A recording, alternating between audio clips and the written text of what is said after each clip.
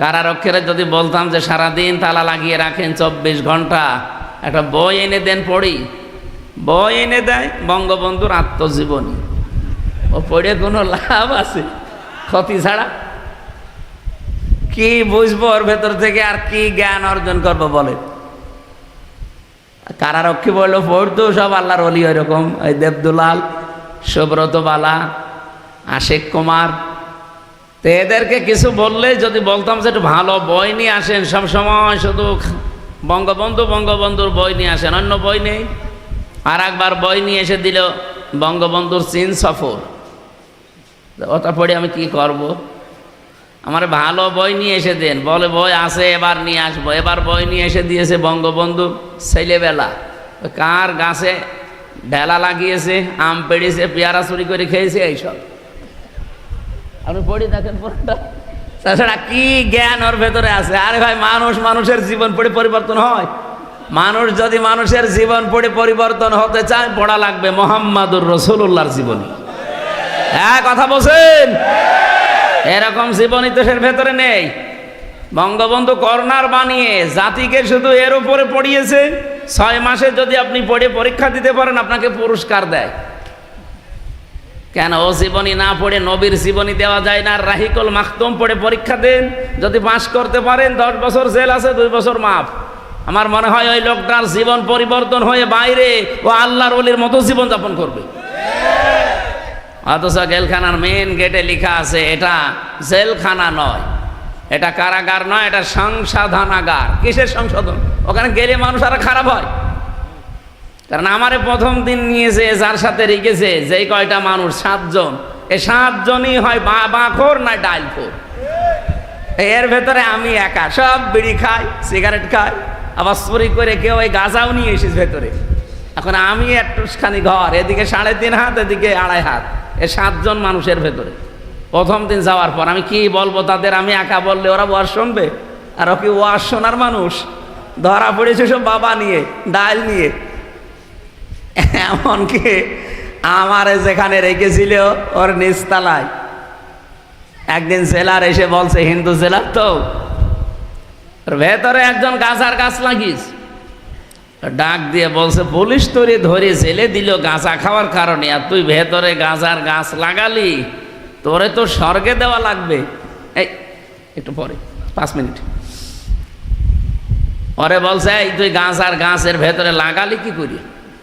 কারণ ভেতরে ঢোকার সময় তো স্ক্যান করে ঢোকায় মেশিনে, কিচ্ছু একেবারে সব দেখা যায়। তো গাঁজার গাছ বলছে, স্যার আমি গিয়েছিলাম হাজিরা দিতে আদালতে, আসার সময় তো আমার বিভিন্ন হিতাকাঙ্ক্ষী আছে, তারা আসার সময় ওই পোটলা বেঁধে এরকম ছুঁড়ে মারে, ওই প্রিজন ভ্যানের ওই ফাঁকা মাকা দিয়ে বিভিন্ন কায়দায় আমি পেয়েছি একটা। তো দেখলাম যে ভেতরে ঢোকাতে গেলে তো ধরা পড়ে যাবো, এখানে মুখের ভেতরে দাঁতের নিচে দিয়ে এমনভাবে কামড় দিয়ে রেখেছি মেশিনে ধরা পড়িনি। ওইটা ভেতরে এনে বোতলের মুখ কেটে ওর ভেতরে আমরা মাটি দিয়েছি।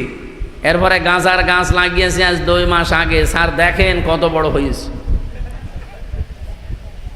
তো এইরকম মানুষগুলো ভেতরে যাওয়ার পর যদি কোরআনের 5টা আয়াত দিয়ে বলা হয় যে এগুলোর ভেতরে যে শিক্ষা আছে, এই শিক্ষাগুলো যদি এই 6 মাস তোর জেল, যদি মেনে চলতে পারিস, তোরা 6 মাস থেকে অন্তত 2 মাস মাফ করে দেওয়া হবে। তখন জেলখানা হবে, জেলখানা থেকে সংশোধনাগার। ওখানে মানুষের জীবনী না পড়িয়ে রাসূলুল্লাহর জীবনী পড়তে দেন। সাহাবা একরামের জীবনী পড়ে বলেন যে এর ভেতরে 1 মাস, 3 মাস, 6 মাস পর একটা পরীক্ষা হবে। এই 50 জনের ভেতরে যে পাস করতে পারবে, নাম্বার এই পরিমাণ পাবে, তার 10 বছর জেল থাকলে অন্তত 2 বছর মাফ হয়ে যাবে। বহু মানুষ ভালো হওয়ার সিস্টেম আছে। কিন্তু আমরা সেই ব্রিটিশের নিয়ম মেনে এই জেলখানা চলছে তো চলছেই, ওখানে শুধু ওই লেখাটা শেষ। এটা কারাগার নয়, এটা সংশোধনাগার। এটা পুরাটা মিথ্যা কথা। কোন চোর যদি ধরা পড়ে যায়, চোরের শাস্তি বাংলাদেশের যে সংবিধান, সাক্ষ্য প্রমাণে ধরা পড়ে গেলে 389, 379 নাম্বার ধারা, এ ধারা অনুযায়ী এখন বাংলাদেশের শাস্তি, যদি কেউ চুরি করে ধরা পড়ে যায়, সাক্ষ্য প্রমাণ হয়, তাহলে তার সর্বোচ্চ শাস্তি 3 মাস। কত? 3 মাস পরে আপনি যেভাবে হোক বের হয়ে চলে আসতে পারবেন। এখন চোর যদি ওর ভেতরে যে আমার মতো একজনের সাথে পড়াইতে কোরআন শরীফ পড়াবো, হাদিস পড়াবো, আর যদি পড়ে জাকির খানের সাথে, বলেন তার সাথে পড়লে ও জিজ্ঞাসা করবে, এই বেটাই এখানে কেন আসলি? অথবা সুইডেন আসলাম ভাইয়ের সাথে যদি পড়ে, ওই মকিম গাছি এখনো আছে, আজ 46 বছর জেল খাটতেছে, ওরা 160 বছর জেল। ওর সাথে যদি সত্যি আপনার ভাগ্যে পড়ে যায় যে তার রুমে আপনাকে দিয়েছে, অত রাতের বেলা একসাথে থাকা হয়, জিজ্ঞাসা করবে না এই কেন আসলি?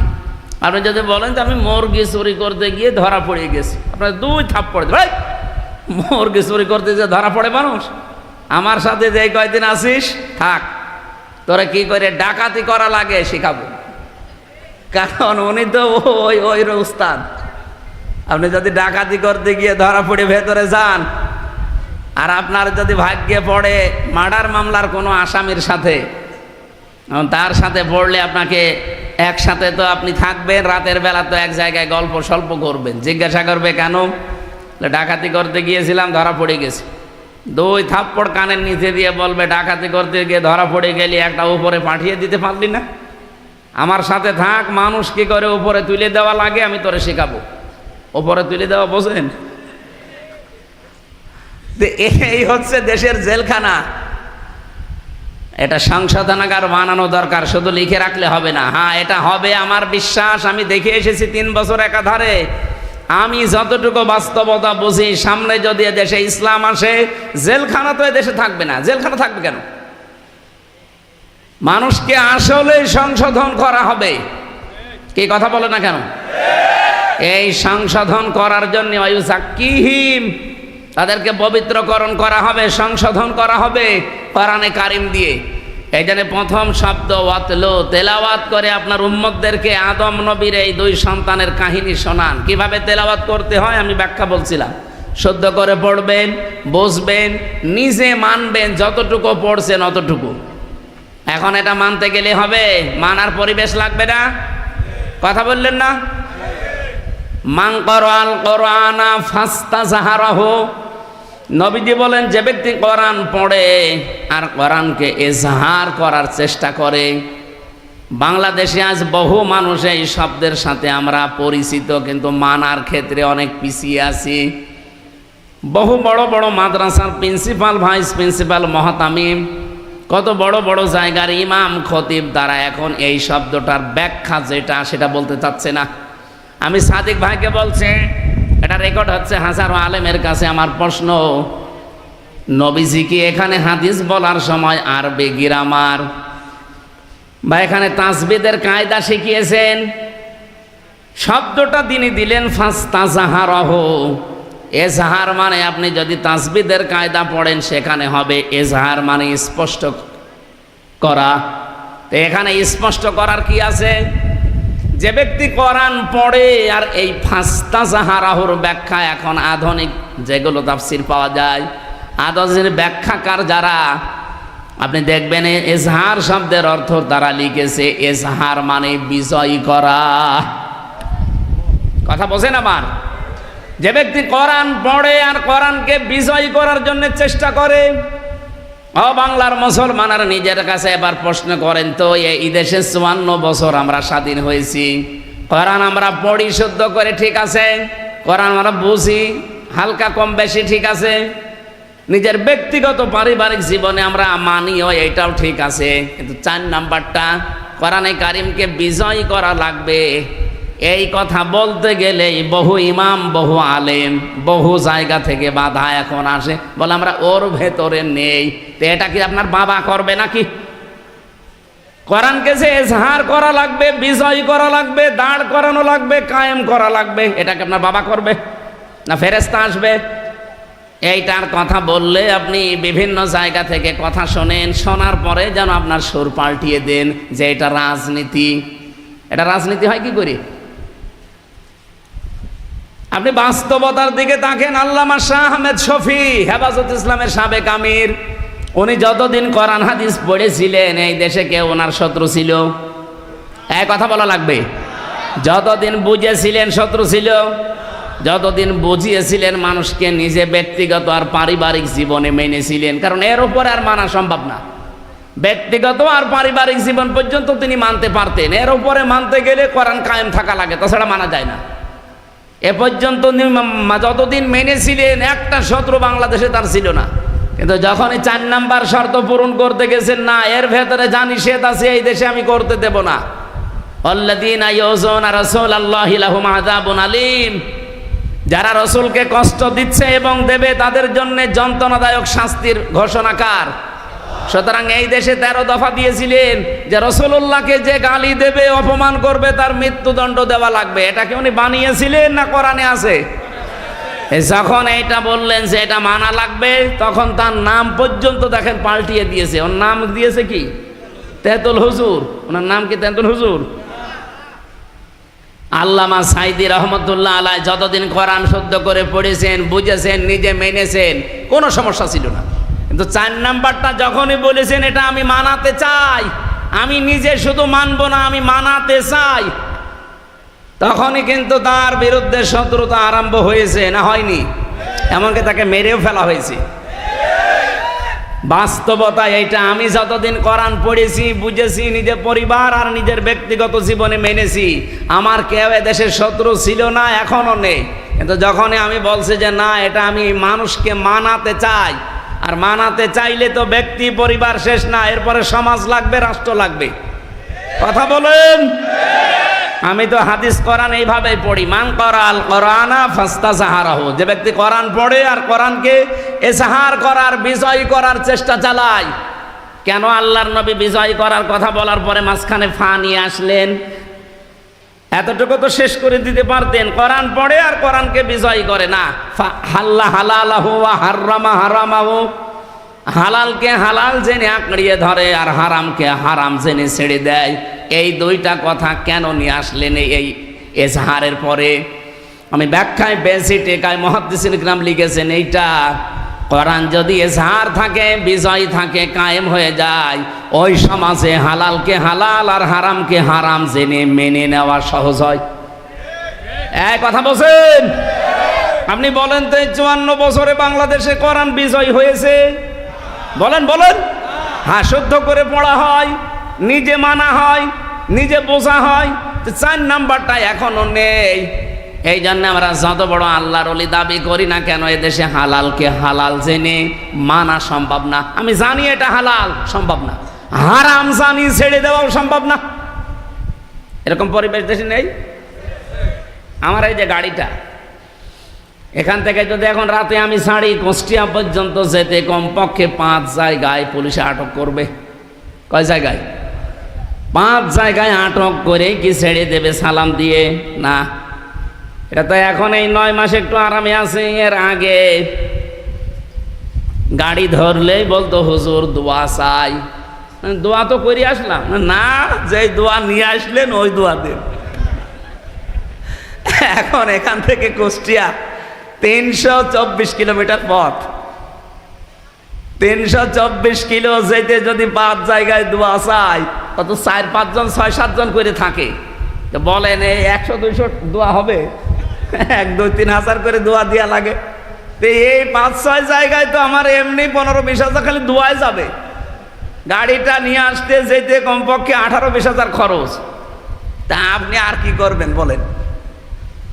এখন ওনাদেরকে যদি জিজ্ঞাসা করে আপনি দোয়া করে আসলাম, এরপরও শোনেন না এই দোয়া চান মানে, হুজুর কিছু করার নেই, এ দোয়া শুধু আমরা নেই না, এ দোয়া উপরে পাঠানো লাগে। কথা বোঝেন? এ দোয়া কোথায় দেয়া লাগে? এই প্রতিদিন যদি রাতের বেলা এভাবে আমাদের 50,000 উপায় হয়, আমরা এই 5 জন মিলে হয়তো 20-30 হাজার নেব, আর 20 হাজার যাবে আল্লাহর ওলিদের কাছে উপরে। এখন বলেন ওরা যদি ইচ্ছা করে, তাও কি এই হারাম থেকে বেঁচে থাকা ওদের দ্বারা সম্ভব? যে মাসে আপনি কামাই ওইভাবে করে দিতে পারবেন না, তখন আপনাকে আর এই কুমিল্লায় রাখবে না, এখান থেকে পাঠিয়ে দেবে ও সেই বান্দরবন। তো কে বউ ছেলে মেয়ে রেখে ওখানে থাকবে কে? এই জন্যে বাধ্য হয়ে জানে যে এটা হারাম কাজ, এরপরও হাদিয়ার নামে, তৌফার নামে অথবা বিভিন্ন নাম দিয়ে বলে যে কি করব। আমি যে ওসি সাহেবকে পড়াতাম, ওনার কাছে একবার 10 লাখ টাকা ঘুষ এসেছিল ওই 10 সালে। আমি ওই দিন আয়াত পড়াচ্ছি, ঘোষের আয়াত, যে লা তাকুলু আমওয়ালাকুম বাইনাকুম বিল বাতিল। আমার দিকে তাকিয়ে বলছে, হুজুর নেবেন মানে আপনারা আমি কোন আয়াত পড়ালাম? আর আল্লাহর ইশারা ওই দিন ঘোষের আয়াতই পড়িছি। আমার দিকে তাকিয়ে বলছে, হুজুর এটা তো আর ঘোষ না, এটা হচ্ছে হাদিয়া। কারণ এই যে এই লোকের 1 কোটি টাকার হিরোইন ধরা পড়েছে। আপনারা জানেন কিনা জানি না, বাংলাদেশে 2টা থানায় সবচাইতে বেশি ক্রাইম হয়, একটা কুষ্টিয়ার মডেল থানায় আর একটা সিলেটের বিশ্বনাথ থানায়। এই 2 থানায় যদি ওসি সাহেব ট্রান্সফার করে আসতে হইতো, অন্তত 50 লাখ টাকা আল্লাহর ওলিদের আগে দেওয়া লাগতো। তো ও যদি কিয়ামত পর্যন্ত চাকরি করে, ওই টাকার বেতন তো ও তুলতে পারবে না। এই জন্যই বাধ্য হয়ে বিভিন্ন হাদিয়া তোফা তাদের নেওয়া লাগে।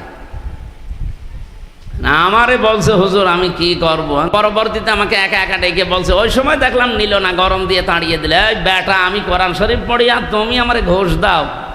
ওই সময় তাড়িয়ে দিল। পরবর্তীতে নিয়েছে কিনা আমি জানি না। তা আমার একদিন ঘরে একা একা ডেকে বলছে, হুজুর আসলে আয়াত তো পড়াচ্ছেন আমারে, ঠিক আছে, কিন্তু বাস্তবতায় আমি মানব কি করে? আমার বেতন 42,000 টাকা ওই সময় মনে হয়েছিল। আমার স্কেল এখন, আমার বেতন সব মিলে আমি 42,000 টাকা পাই। অথচ আমার ছেলে মেয়ে 2টা ঢাকা বিশ্ববিদ্যালয়ে, আর আমার বউ থাকে ঢাকাতে। সব মিলে তাদের পেছনে আমার 50,000 টাকা খরচ, বাসা ভাড়া আর খাওয়া দাওয়া দিয়ে। বেতন কত? এক মাসে খরচ কত? ওই 8,000 টাকা তো ফেরেশতারা দিয়ে যায়। কোরআন যদি এজহার থাকতো এই দেশে, কোরআন যদি বিজয় থাকতো, এই ওসি সাহেব হালালকে হালাল জেনে মেনে নিতে পারতো, হারামকে হারাম জেনে ছেড়ে দিতে পারতো। সেই ব্যবস্থা করতো রাষ্ট্র। কথা বলছেন? নবীজি এই জন্য কোরআন পড়বে যারা, তারা যেন কোরআনকে বিজয় করার চেষ্টা করে। আর বিজয় করতে হলে যে সমস্ত কাজে আঞ্জাম দেওয়া লাগে, এই কাজের কথা যখন বলি, তখন এই চাঁপাইনবাবগঞ্জের 2জন স্বামী স্ত্রী মুহাদ্দিস, মুফাসসির, মুফতি, এই 2জন ফতোয়াবাজি করে। এটা রাজনীতি, এটা দুনিয়ার কাজ। আমার নামের আগে মুফতি লিখা আছে। আমি সরকারি সার্টিফিকেট প্রাপ্ত মুফতি, সে যাই হোক, সরকার তো সার্টিফিকেট দিয়েছে, তো ফতোয়া তো আমি দেব। ওদের পেটে বোম মারলে ফতোয়া শব্দটা আরবিতে লিখতে পারবে? এরা যদি ফতোয়া দেয়, তা আমি কি ঘোড়ার ঘাস কাটবো?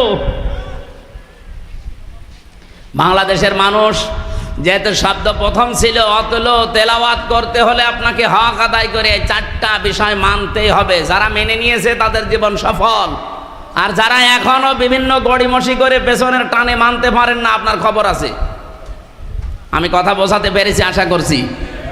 আল্লাহ বলেন, উলাইকা ইউমিনুনা বি, এরাই আমার কোরআনে বিশ্বাসী, যারা এই 4টা হক আদায় করে, কোরআন পড়ে, তেলাওয়াত করে। বড় কোরআন শরীফের ভেতরে আমি পড়তে গিয়ে 3টা শব্দ পেয়েছি কোরআন পড়ার ব্যাপারে, কারাআ, রাতালা আর তালাওয়া।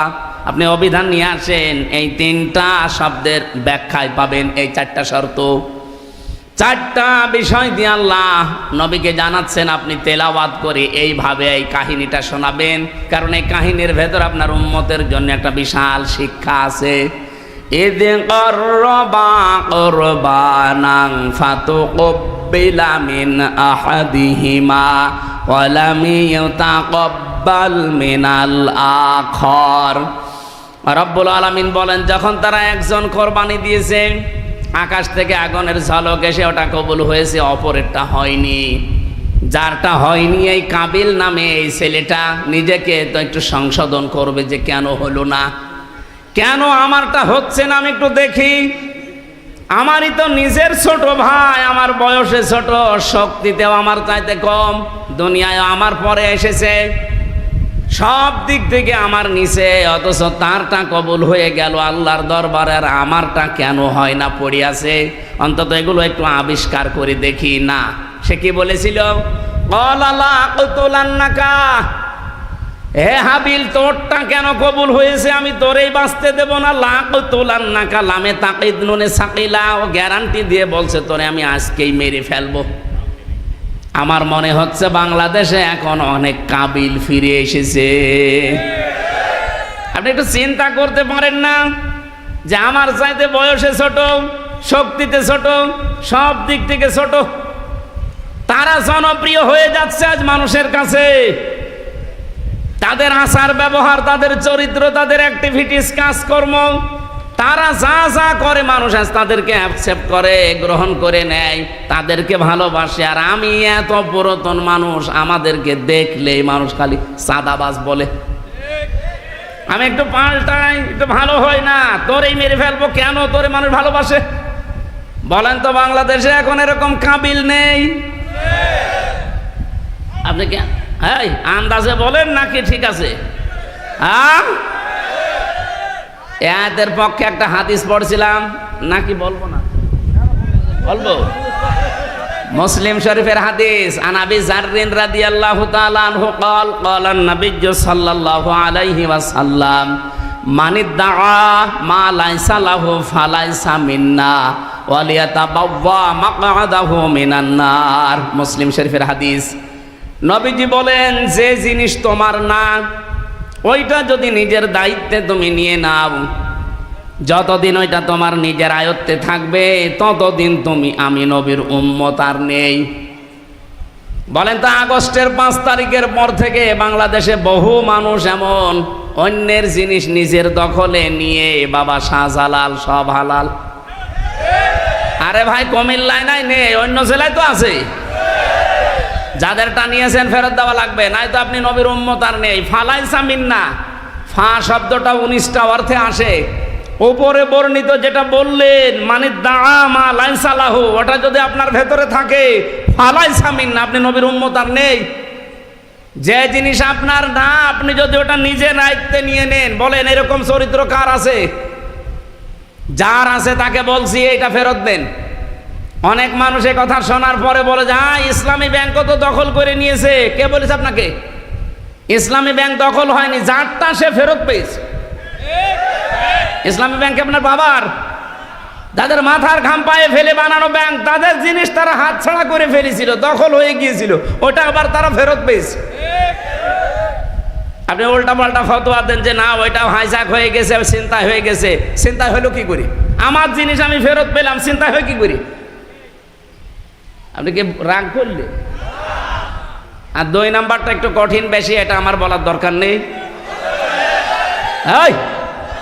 ওয়ালিয়াতাবাওয়া মাকআদাহু মিনান নার, অন্যের জিনিস যারা নিজের দখলে রাখে, ও যেন জাহান্নামে নিজের স্থান তৈরি করে নেয়। আমি হাদিস পড়ার পরে বাংলাদেশে বহু মানুষকে হাদিসের সাথে এখন মনে হচ্ছে মিলে যাচ্ছে। খাপের খাপ মমতাজের বাপ। যদি এরকম কেউ থেকে থাকেন, আপনি কিসের নবীর উম্মত? আপনার জন্য আমি না সাদিক ভাই না কাবার ইমামকে নিয়ে এসে যদি বলেন বিসমিল্লাহি ওয়া আলা মিল্লাতি রাসূলিল্লাহ, তাহা মিথ্যা কথা হবে। কারণ আপনি আল্লাহর নামেও নেই, রসুলের দলেও নেই। আমি মিথ্যা কথা বলে আপনাকে কবরে রাখলে হবে? বলেন বলেন। আশা করছে আপনি হাদিসটা মেনে চলবেন। কারা চলবেন হাত তোলেন তো। এই হাত তোলার দরকার নেই, আমি জানি এত মানুষ এরকম 2 নম্বর লোকের জিনিস দখল করে রেখেছেন। কাবিল যদি ওই সময় বলতো ঠিক আছে, তোরটা কবুল হয়েছে, আমারটা হয়নি, কেন হয়নি আমি আবিষ্কার করব, আমিও তোর মতো হব, আমিও তোর মতো মানুষের পাশে দাঁড়াবো, আমিও তোর মতো চরিত্র বানাবো, কোনো মানুষের সাথে খারাপ ব্যবহার আমিও করব না, আমার দ্বারা কেউ যেন কষ্ট না পায়। না, তোরটা কেন হইলো, আমি তোরেই মেরে ফেলবো। এই চরিত্র হচ্ছে কাবিলের। কার? আরো জোরে বলেন। আর হাবিলের চরিত্র কি? না না, হাবিল বলেছিল ক্বালা ইন্নামা ইয়াতাকাব্বালুল্লাহু মিনাল মুত্তাকিন। এখানে যারা আরবি গ্রামার জানে তাদের বলেন, ইন্নার পরে যদি মা আসে তাহলে বাংলা অর্থ দাঁড়ায় একমাত্র, কেবলমাত্র, শুধুমাত্র। হাবিল গ্যারান্টি দিয়েছিল, ভাই আপনারটা হয়নি, এটা আমার দোষ না। ইন্নামা, অবশ্যই। এতাকাব্বালু, কব্বালা দিতে পারতেন, এতাকাব্বালু দিলেন কেন? এটা মজারে, বর্তমান, ভবিষ্যৎ, প্রেজেন্ট, ফিউচার। হাবিল ওই দিন তামাম দুনিয়ার মানুষকে জানাতে চেয়েছেন, পৃথিবীর মানুষেরা আল্লাহ শুধুমাত্র মুত্তাকিদের জিনিসপত্র কবুল করে থাকে, তাছাড়া অন্য কারো জিনিস আল্লাহর দরবারে কবুল হয়? বলেন বলেন। আমরা এখন হাবিলের একেবারে ওই চরিত্রে আছি বাংলাদেশে। আজ কত মানুষ আন্দাজে আমাদের ওপরে দোষ চাপিয়ে দেয়। এই 54 বছরে যে মানুষগুলো মিথ্যা দোষ আমাদের ওপরে চাপিয়েছে, জাতি কিন্তু আজকে সব স্পষ্ট হয়ে গেছে। আজকে বিচারের এই রায়ের মাধ্যমে প্রমাণ হয়েছে এতদিন যা বিচার ছিল সবগুলো বানোয়াট, মিথ্যা আর নিজের মন মতো তৈরি করা। এটা অন্তত আপনারা না বুঝলে আমি নিজে তো বুঝি, কারণ আমি নিজে ভিকটিম। 3 বছর আমি জেল খাটলাম, কোন কারণে আমি আজ পর্যন্ত নিজেও জানি না। অথচ আমার মামলা দিয়েছিল আমি নাকি সংসদ ভাঙার জন্যে তরবারি নিয়ে গেছি। একজনকে আমি পাঠিয়েছিলাম যে সংসদে যাও, তরবারি নিয়ে ভেঙে ফেলো। অথচ এই সংসদ সদস্য প্রার্থী আমারে ঘোষণা দিয়েছে কুষ্টিয়া থেকে। তা আমি যদি সংসদই ভেঙে ফেলবো, তা আমার প্রার্থী হওয়ার দরকার কি? এরপরে মামলার 2 নম্বরে আমার দিয়েছে যে আমি নাকি আনসারুল্লাহ বাংলা টিমের প্রধান। ও সাঁতাসে কি আমি আজ পর্যন্ত জানি না। ভেতরে যাওয়ার পরে একজনকে পেয়েছিলাম, ওনার নাম হচ্ছে আব্দুল মতিন, আর 17 বছর জেলে আছে। ওনারে বললাম, ভাই আপনার কি মামলা? বলছে আমি আল্লাহর দলের প্রধান, সারা বাংলাদেশে আল্লাহর দলের সভাপতি আমি। আপনি আল্লাহর দলের সভাপতি, সেক্রেটারি কে? বলছে আমার ছেলে। সভাপতি উনি, সেক্রেটারি ওনার ছেলে, সারা বাংলাদেশে আর কেউ নেই। আমার যে বিচারপতি ছিল উনি আমার নিজে খাস কামরায় নিয়ে বলেছে, হুজুর আমার হাত এই 3 বছর বাঁধা ছিল, আমি কিচ্ছু করতে পারি নাই। এই মামলাটা 30 বার তুলেছিলাম, সিএমএম কোর্ট, জজ কোর্ট, হাইকোর্ট মিলে, একবারও জামিন দেয়নি। দিলেই বলে না, হবে না। এই লাল দাগ মারা আমার আর মামুনুল হকের।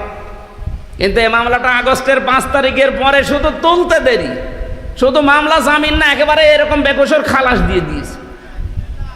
আমি বললাম যে 3 বছর জামিন হয় না সে মামলার, আরে আপনি খালাস দিয়ে দিলেন। বলছে কি দেখে রায় দেবো, এর ভেতর তো কোনো মাল নেই। আমি বলতেও গেলাম যে 3 বছর কি কোনো মাল ছিল? 3 বছরে তো কোনো মাল ছিল না, আপনি তো তখনই রায় দিতে পারতেন, তাহলে আমার 3 বছর জেল খাটা লাগে না? হুজুর কিছু করার নেই, আমার হাত বাঁধা ছিল, এখন হাত খোলা আছে, এখন আমি ন্যায় বিচার করতে পেরেছি। এতদিন এই 13 বছরে ওরা হাত বাঁধা ছিল, ওরা এই জন্য ন্যায় বিচার করতে পারেনি। এখন হাত খোলা আছে, এখন যে যার জায়গা থেকে হালকা ন্যায় বিচার করতে পারছে। এ কথা বলেন না কেন? আমরা চাই 1628 জন মানুষ দেশের দায়িত্বে আছে, এই 1628 জন আগামীতে যেন সব আবু সাঈদের মতো এভাবে হাত খোলা থাকে। এটা কারা কারা চান দেখি? লিল্লাহে তাকবীর। এটা রেকর্ড হচ্ছে এবং সারা দুনিয়া যাবে। মানুষ আমরা 5 জন হই, অসুবিধা নেই। আমরা সত্যের পক্ষে আছি না? দেশটা দেখবেন মিনি জান্নাত হয়ে যাবে। শুধু এই 1628 জন মানুষকে একটু হাতটা ছেড়ে দেন। আমি নিজে দেখেছি, শুধু হাসিনা বাদ দিয়ে সবার হাত বাঁধা ছিল, এমনকি কাওয়া কাকু এও হাত বাঁধা ছিল। ও আপার কথা ছাড়া এক চুলো নড়ার ক্ষমতা নেই। ওই যে যেটা চট্টগ্রামের হাসাও তো মানুষকে হাসাতো, হাসাও মাহমুদ, ওইটারও হাত বাঁধা, ওরা যা বলতো ও তাই বলতো। এই জন্য হাত যেহেতু একজনের খোলা ছিল, এই জন্য ন্যায় বিচারের তুলনায় আমরা সব অবিচার পেয়েছি। অন্যেরটা বলবো কেন, আমার নিজেরটাই বলছি। আমি নিজে যেহেতু ভিকটিম, আমারটাই বললাম। এরকম অবিচার আমরা আর সামনে দেখতে চাই না। ওলট পালট দোষ দিয়ে ওই হাবিলের মতো যে তোরে কেন মানুষ ভালোবাসে, তোরেই মেরে ফেলবো, এই কথা এখন আর জাতি খাবে? বলেন বলেন। কিছু উঠলে আপনারা যে খালি 71, 47, 52 এই তুলে নিয়ে আসেন, কেন 24 নিয়ে আসতে পারেন না? আমি 71-এর সাথেও পরিচিত না, কারণ আমার এখন 33 বছর। আমি 52-এর সাথেও পরিচিত না, আমার 47-এর সাথে পরিচয় নেই, পরিচয় আছে 24-এর সাথে। এই দেশ যেহেতু 24, এই জন্য 24 অনুযায়ী দেশ চলবে। আজকে 27 তারিখ, আর মাত্র 13 দিন পরে জুলাই বিপ্লবের ঘোষণাপত্র প্রকাশ করা হবে, কথা দিয়েছে সরকার। আমরা চাই জুলাই বিপ্লবের যে ঘোষণাপত্র ওইটা দিয়ে দেশ চলবে। কথা বলে না কেন? এই জন্যই তো এত হুলস্থুলুস হচ্ছে। এই যে সমস্যাগুলো এমনি দেখা দিচ্ছে না, এই কারণে, কারণ ওরা জানে যে 10 তারিখে জুন মাসে ওটা ঘোষণাপত্র আসবে, আগের যে সংবিধান এমনিতেই বাতিল হয়ে যাবে। আর ওইটা বাতিল হয়ে গেলে এখন যিনি আছেন চুপ্পু মিয়া, চপ্পু শেষ, কারণ উনি অবৈধ হয়ে যাবে। নতুন করে এই দেশের রাষ্ট্রপতি নতুন তৈরি হবে জুলাই বিপ্লবের ঘোষণাপত্র অনুযায়ী। এই দেশটা আবার দাঁড়িয়ে যাবে আমার বিশ্বাস। আমাদের বিশ্বাস হয় না? আরে মালয়েশিয়া দাঁড়িয়ে গেল 2004 সালের পর থেকে, সিঙ্গাপুর দাঁড়িয়ে গেল, দুবাই দাঁড়িয়ে গেল, এই সমস্ত দেশগুলো দাঁড়িয়ে যায়, আমরা দাঁড়াতে পারি না। আমি আজকে একটা রিপোর্ট পেয়েছি, যত টাকা পাচার হয়েছে এই 16 বছরে, এই টাকাগুলো যদি পাচার না হতো বাংলাদেশে 36টা পদ্মা সেতু বানানো যেত। মেট্রো রেল 430টা মেট্রো রেল বানানো যেত বাংলাদেশে টাকাগুলো থাকলে। এত ঋণের বোঝা দিয়ে উনি এখন চা খাচ্ছে, আর মাঝে মাঝে চিন্তা করছে যে আমি চট করে ঢুকে পড়বো। আপনি চট করে ঢুকে পড়বেন কি করে? যাদের আশায় আসবেন তারাই তো একটা একটা করে হাওয়া হয়ে যাচ্ছে। আমরা এখন হাবিলের ভূমিকায় আছি ভাই। যে যা দোষ দিচ্ছেন, যা করছেন করেন, আমরা বলবো লাইম বাসাত্তা ইলাইয়া এদাকা লিতাকতুলানি মানা বিবাসতি ইয়াদিয়া ইলাইকা লিআকতুলাক ইন্নী আখাফুল্লাহ রাব্বাল আলামিন। হে ভাই, আপনি আমাকে মেরে ফেলার জন্য হাত যেভাবে অপপ্রসারিত করেন না কেন, আমারও হাত আছে, আমারও মুখ আছে, আমারও শক্তি আছে, আমিও কিন্তু দেখাতে পারি, কিন্তু না, আপনি যতই আমাকে অন্যায়ভাবে মেরে ফেলার জন্য উল্টাপাল্টা দোষ আমার উপরে চাপিয়ে দেন না কেন, আমি এর ভেতরে নেই। আমি আল্লাহকে ভয় করি। কাকে? আরো জোরে বলেন। আল্লাহকে ভয় করে। এই জন্য 9 মাসে কোনো অকারেন্স আমাদের দ্বারা হয়নি, কিন্তু যাদের দ্বারা অকারেন্সগুলো হওয়ার কথা না, তারা এই 9 মাসে বহু কিছু দেখিয়ে ফেলেছেন। আরে ভাই, মানুষ এখন আর আগস্টের 5 তারিখের আগে নেই, এটা 5 তারিখ পার হয়ে মে মাসের 27 তারিখ চলছে। এই জন্য হাবিল যেটা বলেছিল, খুব সহ্য এবং ধৈর্য নিয়ে চলা লাগবে সামনে। খুব কঠিন সময় আসতেছে বাংলাদেশের জন্যে। আল্লাহ রাব্বুল আলামিন এই দেশকে শুধু আমেরিকা, রাশিয়া, চীন, ভারত আর তুরস্ক আর পাকিস্তানের দিকে তাকিয়ে থাকলে হবে না। আমাদের নিরাপত্তা আমাদের তৈরি করা লাগবে। নবীজির বাড়ি খাবার ছিল না, তার বাড়ি হচ্ছে খেজুর পাতার পাটি দিয়ে ঘেরা, অথচ বাড়ির সামনে সব সময় 9টা করে ঘোড়া বাঁধা থাকতো। আমি কি বানিয়ে বলছি? 9টা ঘোড়া বাঁধা থাকতো তার বাড়ির সামনে। ঘোড়া মানে কি? যুদ্ধের সরঞ্জাম। আমার মনে হয় বাংলাদেশ এখন এই শক্তিতে বলিয়ান হওয়া লাগবে। আর দরকার 2 বেলা খাবো, 1 বেলা খাবো না, কিন্তু শক্তি লাগবে এমন, ইকাতিলুনা ফি সাবিলিল্লাহ ফায়াকতুলুনা ওয়া ইউকতালুন। তারা আল্লাহর রাস্তায় সংগ্রাম করবে, লড়াই করবে, মারবে এবং মরবে। নাকি মরবে এবং মারবে না, আগে মারবে তারপরে মরবে। তারপরে মারতে না পারলে মরবেন কি করি? এই জন্য আগে মারার তারপরে মরা। এই মারার জন্য যে সমস্ত জিনিস দরকার, এই জিনিসগুলো এখন তৈরি করার সময় আসতেছে। ওরা আমাদেরকে মিডিয়া দিয়ে মারে, আমাদের মিডিয়া হাতে নেওয়া লাগবে। ওরা আমাদেরকে ডাক্তার দিয়ে মারে, আমাদের ছেলে মেয়েদের সামনে ডাক্তার বানানো লাগবে। এক কথা বলেন না কেন? ওরা সচিব দিয়ে মেরে ফেলেছে, এখন ছেলে মেয়ে সামনে যা আসবে সচিব বানানো লাগবে। ওরা ডিসি, এসপি, টিওনো, এসি এগুলো দিয়ে মারে, আমাদের ছেলে মেয়েদেরকে এখন ওই জায়গায় তুলে দেওয়া লাগবে। এতদিন নাই কোটা কোটা ছিল, মেধা ছিল না, এখন মেধা এসে গেছে।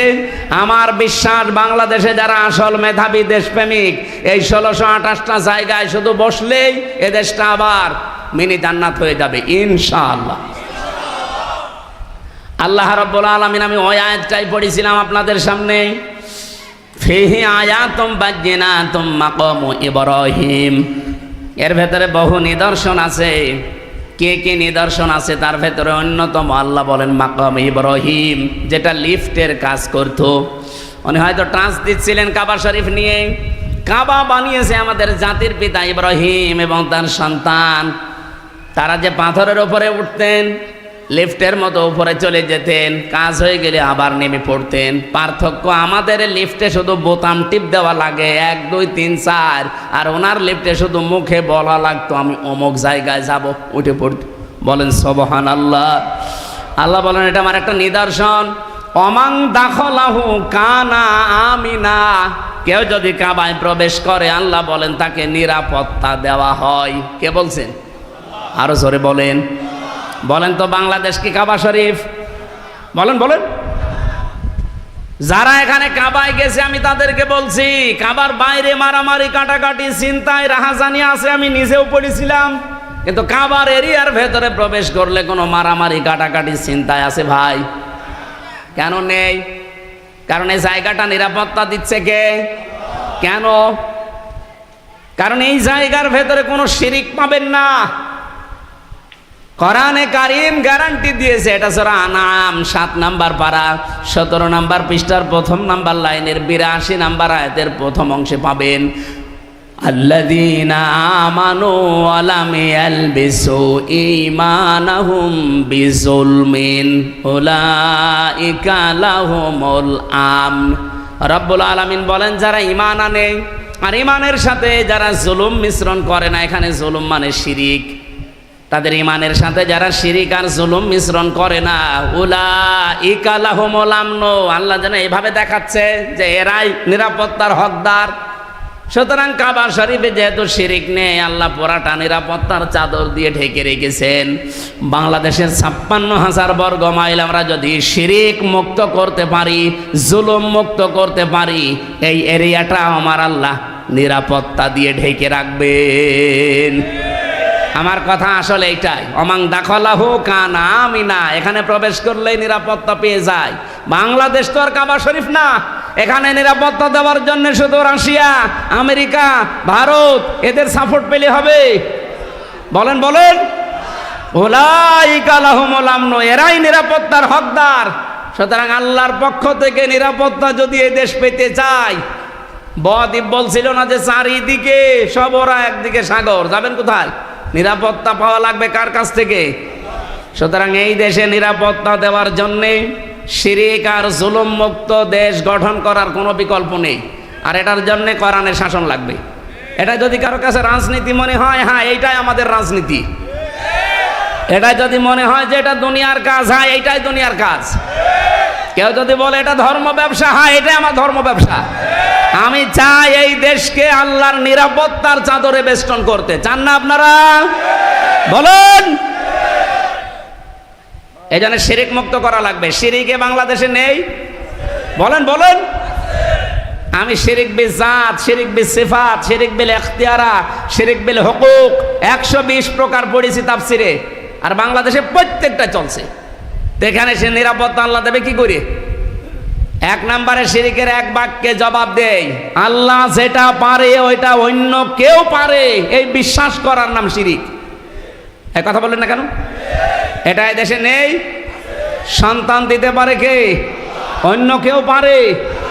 অনেক নামাজি মানুষ পর্যন্ত এই শিরিক করছে আমার কাছে এসে। সেদিন বগুড়ায় একজন এসে বলছে, হুজুর আপেল পড়ে দেন। কেন? তো এমন আপেল পড়বেন যেন ছেলে হয়। ছেলে হবে মানে সে আপেল ফেলে দিস, আপেল কই? আপেল নেই। কেন? আরে ভাই আপেল পড়ে যদি ছেলে হয় তা আমার 3টা মেয়ে হইতো না। আমি আপেল শুধু ম্যাডামে খাওয়াতাম। কি বিশ্বাস! একজন নামাজি মানুষ যদি এই বিশ্বাস করে, তাহলে সাধারণ মানুষের কোন জায়গা আছে বলে? ওরা করে দুর্গা পূজা, আর আমরা মুসলমানেরা করছি দরগা পূজা, পীর পূজা। জিনিস একই, খালি সিস্টেমটা একটু আলাদা। এই জন্য শিরিক মুক্ত হওয়া লাগবে জাতিকে। আর এগুলোর জন্য অনেকে টেন্ডার নিয়েছে। কত মানুষ যে কত কায়দায় জাতির ভেতরে শিরিক প্রবেশ করাচ্ছে। আপনি শুধু এই পাশের জেলা ব্রাহ্মণবাড়িয়ার দিকে তাকান, ওরা আল্লাহর নামের পাশাপাশি কত নামের জিকির বানিয়েছে দেখেন। ইয়া আলী বাবা, শাহ আলী বাবা, কেল্লা বাবা, ফতে বাবা, আগলা বাবা, পাগলা বাবা, ন্যাংটা বাবা, আমি নিজে শুনি ওই জিকির করছে। অথচ আল্লাহ বাদে অন্যের নামে জিকির করা জায়েজ আছে? এমনকি রাসূলুল্লাহর নামেও জিকির নেই। রাসূলুল্লাহর নামে কি আছে? দরুদ শরীফ। আপনারা ভুল করছেন যারা দুনিয়ার এই স্বার্থে পড়ে অথবা বিভিন্ন জায়গা থেকে দাদাদের কাছ থেকে ইশারা পেয়ে অনেকেই পাগল হয়ে গেছেন। না, আপনি নিজেও জাহান্নামে যাচ্ছেন, জাতিকে নিয়ে যাওয়ার জন্য চেষ্টা চালাচ্ছেন। আমরা সতর্ক করলাম, আশা করি আমরা সতর্ক হবেন না ইনশাআল্লাহ। কেউ যদি কোনো কিছু তেলাওয়াত করতে চায়, কমপক্ষে 4টা বিষয় তাকে মানা লাগবে। আমরা এই যে কোরআন শরীফ পড়ি না কোরআন শরীফ তেলাওয়াত করি? বলেন বলেন। কোরআনে কারিম যদি কেউ তেলাওয়াত করে 4টা বিষয় মাস্ট বি, তাকে মানা লাগবে।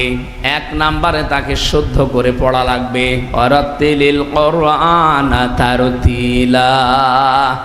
কোরআন যেমনে সেমনে পড়লে হয় না, তারতিলের সাথে পড়া লাগে। এমনকি কোরআন শরীফ যদি কেউ তারতিল বাদ দিয়ে পড়ে, কোরআন নিচে তার উপরে লানত করে, বলেন নাউজুবিল্লাহ। তাহলে আজকে থেকে আমরা যারা এখানে এসেছি এবং এটা রেকর্ড হচ্ছে, যদি কোরআন কেউ তেলাওয়াত করে এবং এটা যদি হক আদায় করে তেলাওয়াত করতে চায়, আল্লাযীনা আতাইনাহুমুল কিতাবা ইয়াতলুনাহু হাক্কা তিলাওয়াতি, আমি যাদের কিতাব দিয়েছি তারা এর হক আদায় করে তেলাওয়াত করে। এই হক আদায় করে তেলাওয়াতের ব্যাখ্যায় আমরা 4টা বিষয় পেয়েছি তাফসিরে। 1 নম্বরে আপনাকে শুদ্ধ করে পড়তে হবে, যেটার দলিল বললাম সূরা মুজাম্মিলের আয়াত থেকে। 2 নম্বরে শুধু পড়লে হবে না, শুদ্ধ করে এটা আমাকে বুঝতে হবে। ওয়ালাকাদ ইয়াসসারনাল কোরআনা লিযিকরি ফাহাল মিন মুদ্দাকির, এই আয়াতটা আল্লাহ কোরআনে কারিমে 1 সূরায় 4 জায়গায় দিয়েছেন। 17 নম্বর আয়াত, 22 নম্বর আয়াত, 32 নম্বর আয়াত, 40 নম্বর আয়াত। এক আয়াত 4 বার দেওয়ার আগে 4 জন বড় বড় নবীর কাহিনী আল্লাহ আমাদেরকে আগে শুনিয়েছে। আপনি সূরা কলমের এই পুরাটা তাফসির পড়ে দেখবেন, গুরুত্বপূর্ণ 4 জন নবীর ধ্বংসের কাহিনী আল্লাহ আগে বর্ণনা করেছেন। এরপরে বলেন ওয়ালাকাদ ইয়াসসারনাল কোরআনা লিযিকরি ফাহাল মিন মুদ্দাকির। অবশ্যই কোরআনে কারিমকে আমি সহজ করে দিয়েছি উপদেশ নেওয়ার জন্য। এরপরও কি কেউ উপদেশ নিতে এখান থেকে রাজি না? তার মানে আপনাকে কোরআন শরীফ শুধু পড়ার জন্য আল্লাহ দেয়নি, শুদ্ধ পড়ার পরে এটা আপনাকে বুঝতে হবে। এর ভেতরে যত ঘটনা প্রবাহ আছে, তথ্য অপাত্য আছে, এগুলো নিজের জীবনে এরকম সময় যদি আসে, ওভারকাম করার জন্য নবীজির যে নির্দেশ ছিল এই আয়াতের, ওই আয়াতগুলো আপনাকে জীবনে মানা লাগবে। 3 নম্বরে, শুধু নিজে পড়লে হবে না, শুধু বুঝলেই হচ্ছে না, যতটুকু মানুষ বুঝবে অতটুকু যেন নিজের জীবনে বাস্তবায়ন করে, কায়েম করে। আমি একটা হাদিস পড়েছিলাম, হযরতে ওমর রাদিয়াল্লাহু তাআলা আনহু, তিনি সূরা নাস আর ফালাক এই 2টা তার জীবনে মিলাতে 11 বছর সময় লেগেছিল। উনি বাড়িতে সুবহানাল্লাহ বলবেন, টের পাচ্ছেন কি বললাম? এই 2টা সূরা পড়তে 11টা আয়াত, কয় মিনিট লাগতে পারে আমাদের? খুব বেশি হলেও 1.5-2 মিনিট লাগবে। উনি মনে হয় আমাদের মতো এত জোরে পড়তে পারতেন না, নাকি? ওনার ভাষা আরবি, তো ওনার এত বছর লেগেছে কেন? কারণ নিজে আয়াত পড়তেন, আয়াত পড়ার পরে দেখতেন এটা আমার প্র্যাকটিক্যাল লাইফে আছে কিনা। যখন দেখতেন হ্যাঁ আমি পড়া শব্দগুলো আমার জীবনে মিলাতে পেরেছি, পরের আয়াতে যেতেন। আমরাও তো এভাবেই পড়ি নাকি? আমরা শুধু খতমের ধান্দায় আছি। অনেকেই প্রতি মাসে মাসে 4-5টা করে খতম। আমি জেলখানায় থাকতে খালি এই অভ্যাস তো ছিল, কারণ আমাদের তো অন্য কিছু দিত না।